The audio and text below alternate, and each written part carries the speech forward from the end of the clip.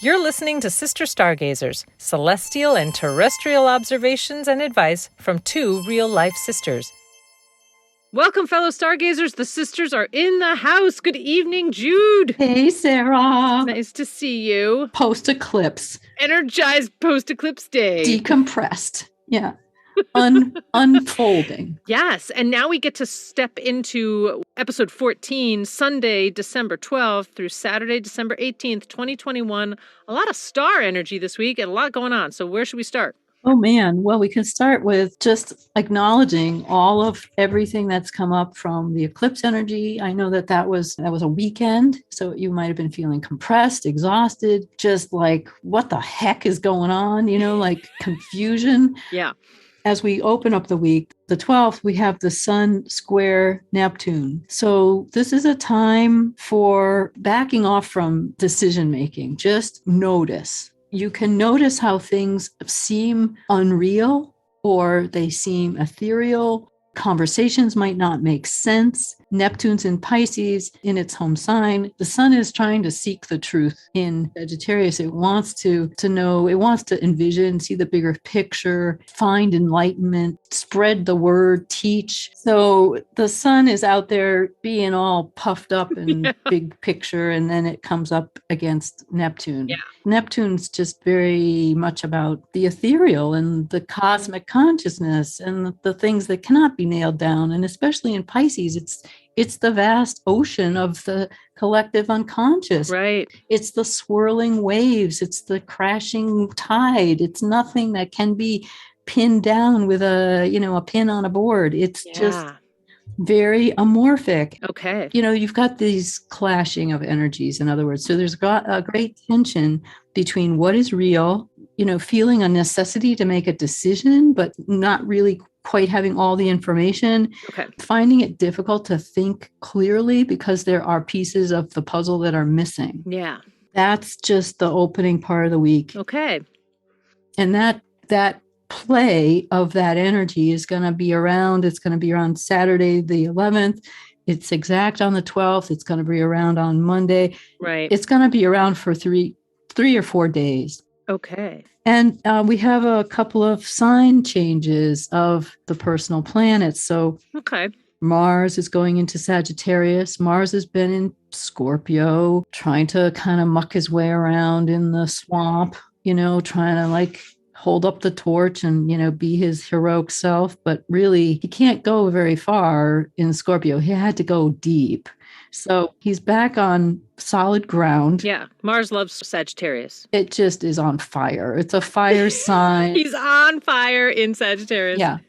And he's got his torch of truth and he's holding it up and he's like, he thinks he knows what's happening. And so there's a feistiness. Right. Mars moves into Sagittarius. Those first couple of degrees of Sagittarius is going to be really telling because it's the most concentrated. When a planet moves into the first degrees of any sign, it gives you the kind of a jump start. Okay. So that Mars fieriness, quick impulsiveness is going to be really showing. There's a mission. Yes. He's got to find the truth. And he won't take no for an answer. That's right. He's got his torch up and he's got to find the truth. But with the influence of the sun and Neptune, though, it can still feel like not quite sure where the truth is. But there's a sense of mission. Like, I want to seek it. I want to know. Yeah, exactly. And that's going to play right into this full moon. So that's early in the week. And then it looks like the midweek seems kind of calm. Yes. With the exception of some meteor and comet activity that's going to happen. Yeah. Well, the meteor shower that is always at this time of year is the Geminids. And they're called the king meteor shower because there's just so many of them. It's like the most spectacular meteor shower of the year. The king of all meteor showers. Yes. And so what's happening is there's a waxing gibbous moon, which will be full on Saturday, the 18th. And a gibbous moon is when more than half the moon is lit. Is that accurate? Is that a gibbous moon? It's not completely full and it's not a crescent anymore. It's more than half, but it's not quite full. Yes. You can have a waxing gibbous or a waning gibbous. It's like between half and full. Yes, that's exactly it. more than half, but less than full. Exactly. Depending if you're an optimist or a pessimist, because maybe it's half. And it will block out most of the fainter meteors this year, but the Geminids are so numerous and bright that this could still be a really good year to see them. And the best viewing will be from a dark location after midnight. They'll be coming out of this constellation Gemini, and specifically in the vicinity of the star Castor, which is the twin of Castor and Pollux. Right. What they're saying, and I'm reading this, there's going to be about 120 to 160 multicolored meteors per hour under optimal conditions. Optimal conditions. So clear sky, dark sky, 2 or 3 a.m. in the morning. Is that Earth Sky your resource? We'll put a link to that down in the description. All right. Well, meteor showers are always fun because it's just multiple chances to wish on falling stars. Exactly. And then coming towards the end of the week, before we get into this full moon, which is really interesting, we just want to mention that there's also a comet you can see, Comet Leonard. I think I saw Leonard last year, although I don't remember. It's going to be available for sight after the 12th, but it's going to peak around the 17th near Venus in the southwestern horizon. So that's another celestial observation. You can all head outside and catch a comet. If you can't catch the meteors, catch the comet. We'll put some links to where you can actually look. Well, I also just want to mention that comets are messengers from deep space. I love this. And they shed their dust. So think about the bigger cosmic picture and let the cosmic dust from the comet give you a little brush up. When you say brush up, like makeover, a cometic makeover, a cosmic makeover. Well, you know what? A cosmic makeover is due because, and this fits with this time frame because Venus is retrograde. Will be moving retrograde on Sunday the 19th. Yeah. So Venus retrograde is about a makeover. It's about redo. So that's what we're headed for. We're headed for this cosmic makeover.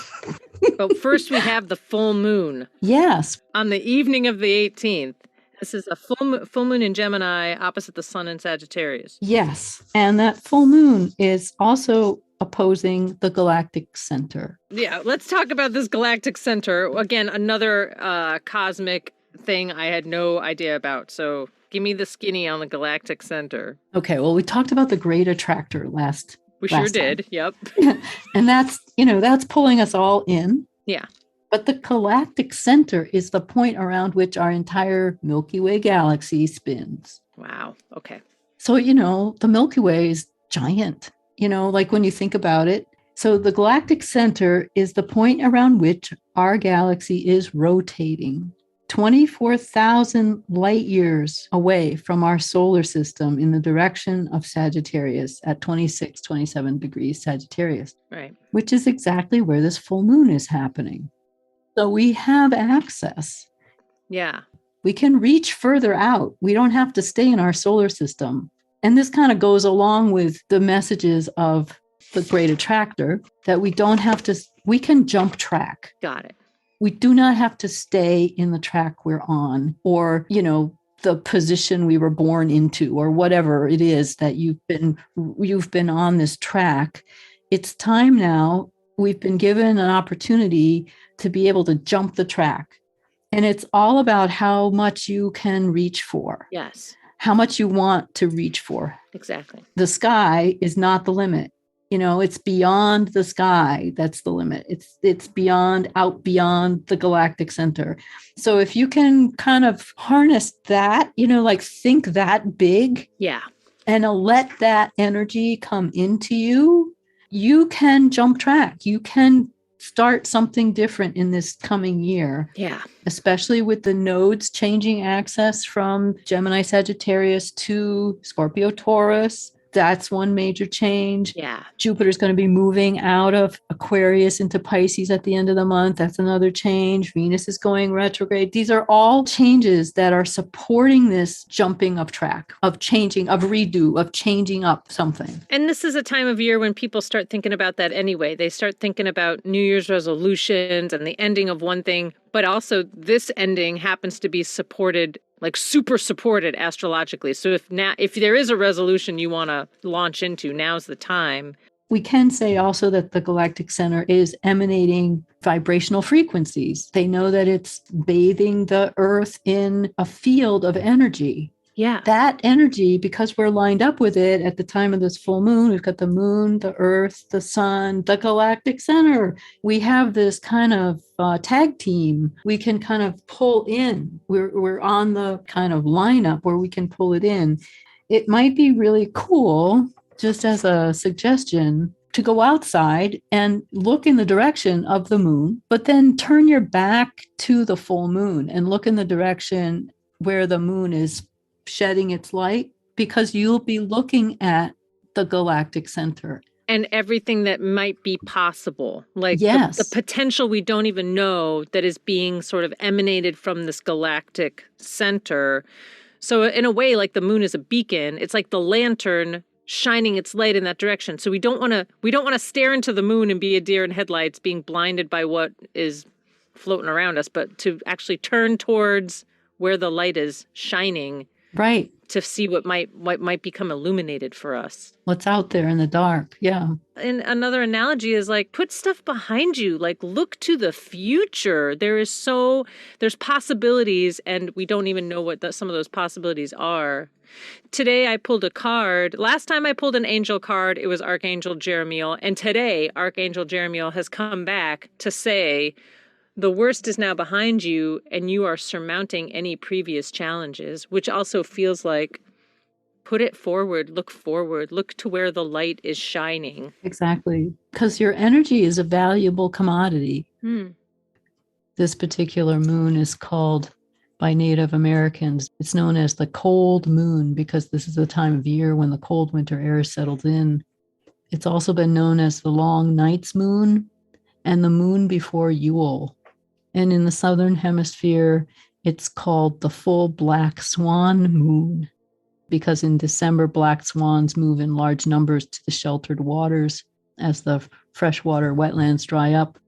So just thinking about, the long night and the long night we've come through in this year, and being able to access this new potential, and what are we putting behind us? The full moon rides into this next week with Venus going retrograde, and then we're at the winter solstice. All kinds of stuff is happening. So thank you for trying to help us put this into a kind of weekly context, but they all play together. So hey, stargazers, feel free to go back and listen a week ahead of time to kind of get a running start into these aspects. You can find us now on YouTube. We have a Sister Stargazer YouTube channel where you can like and subscribe and share. Yeah. And we do promise that the website will be coming soon. And we have an email, connect@sisterstargazers.com. If you'd like to send us some tips or tricks or things that are working for you, we're really excited as our audience builds. Woohoo! Thank you for listening, and stay tuned to next week. Final thoughts from sister number one? Oh, man. We're still processing these eclipses, so stay open to life and the interconnection of all of it. Beautiful. Beautiful. Yeah. All right. Well, thank you. Yeah. It's a big job, and somebody's got to do it. We're trying to do our part. Oh, man. Stay well, everyone. Take care. Enjoy the meteor showers. If you can, get up that early or stay up that late. And we'll talk to you next week. Take care. Bye for now. Thanks for listening to Sister Stargazers. Let us know what worked for you this week. Find us on Facebook and post a comment at Sister Stargazers.